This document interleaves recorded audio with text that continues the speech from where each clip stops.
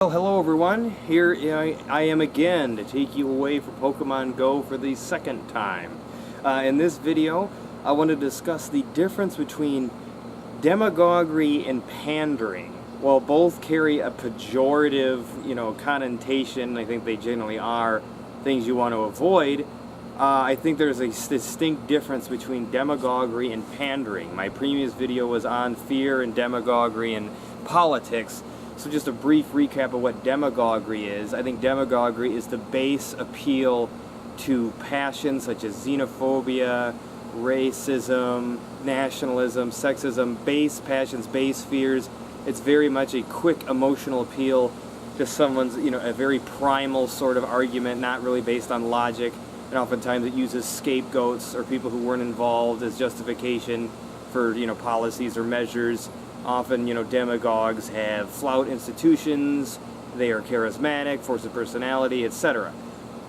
Pandering is sort of similar, and a lot of times politicians are accused of being panderers, but in reality it comes with a job. I think pandering is, basically bluntly, is kind of kissing ass. I don't think it's appealing to base passions. I think it's a lot of flattering. I think sometimes it's appealing to the lowest common denominator, even if the politician doesn't agree with what he or she is saying. I do think pandering is a lesser version of demagoguery, or demagoguery is a more enhanced version of pandering. I don't think they're the same. I think politicians have to pander sometimes. They have to pander either to a skeptical group of voters, to a donor, to their boss. I think politics sometimes involves pandering because there's egos involved and you have to coax them and to do what you want.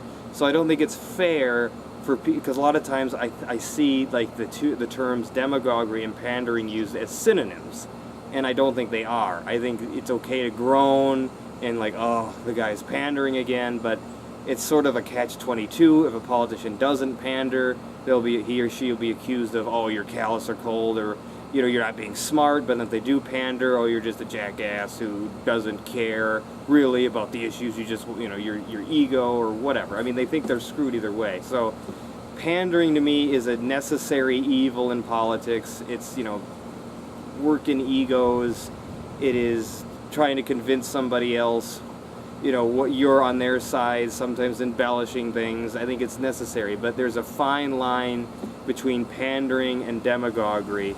And I think don't fall into the trap of any time a politician panders, they're a demagogue. Of course, this comes up a lot with this election, with Donald Trump in particular.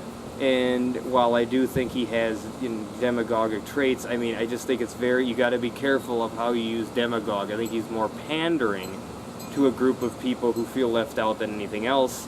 I think demagogue should be reserved for very serious situations. So there's my take on it. Pandering is a necessary evil in politics. It will happen. It's not all bad. It's a lot of times flattering people, sometimes embellishing things, taking on a position you don't really agree with to endear yourself to a group of voters. And demagoguery is just a flat-out, almost cynical exploitation of people's fears. And, pandering is obviously, neither pandering or demagoguery are desirable, but pandering is a necessary, it's going to happen, and it's not all so terrible, but avoid demagoguery at all costs. I do thank you for watching this video, and I hope you have a great rest of your day. Again, go and catch them all. Like, comment, share, subscribe, or just call me a douchebag. Again, this is YouTube. Thank you.